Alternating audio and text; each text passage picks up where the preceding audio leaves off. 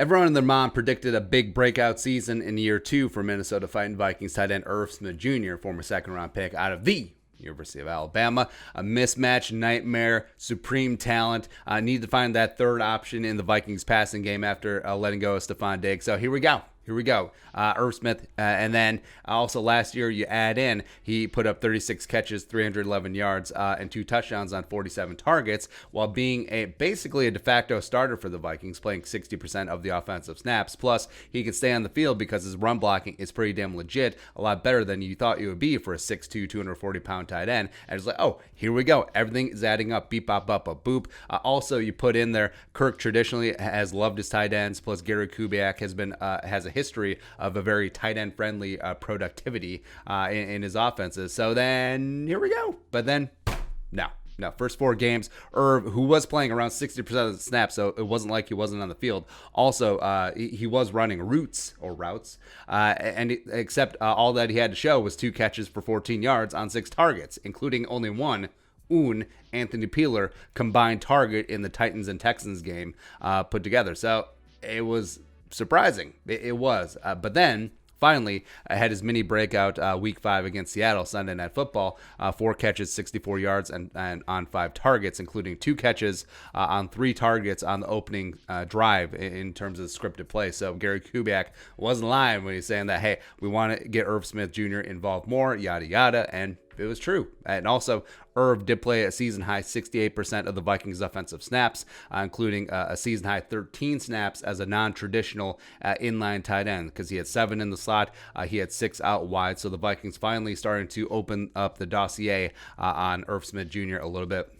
And we're finally starting to see that true blue move tight end, joker tight end, F tight end, wherever you want to call it, that role that we were promised, where you put 84 all over the place, mismatch nightmare, and then go from there. And then there has been plenty of opportunity. Like we said, Irv Smith has been on the field. Vikings are first in the league in terms of using multi-tight end sets, using 12, 13, 22, 23 personnel, 36.4% of the time so far this season. Plus, it's not like Kyle Rudolph is just like beating the world. It's not like Rudy is absorbing all the targets and there's like this big power dynamic here, because Kyle only has 7 catches for 76 yards and 1 touchdown on 10 targets this year, including only 2 targets in each of the last 2 games. So so much that Rudy's finally picked up on Minnesota passive aggressiveness after 10 seasons here, when he said on KFAD, the targets don't come very often anymore, so when they do come, I have to catch them.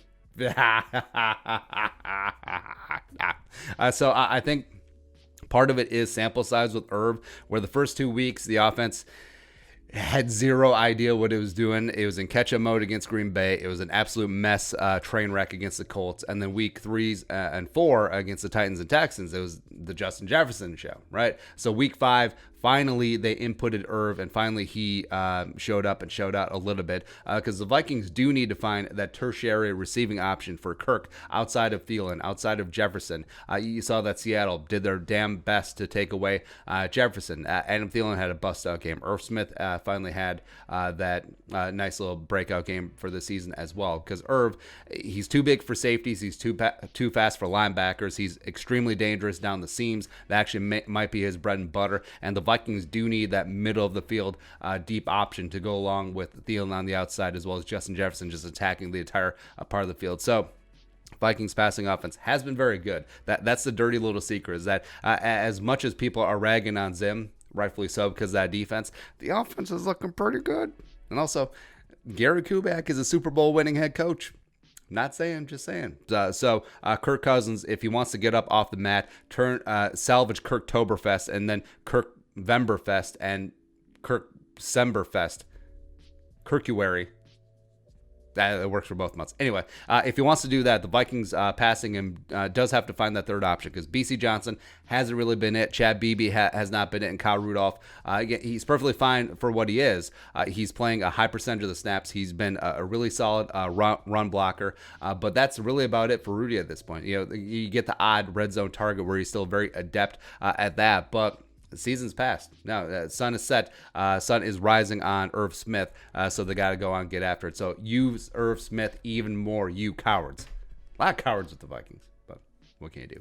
All right, so your thoughts. Irv Smith Jr. finally breaking out. Let us know in the comment section below. Subscribe for daily Vikings takes. Want to support that work? Pull some of the Venmo. But until next time, Skol, production value.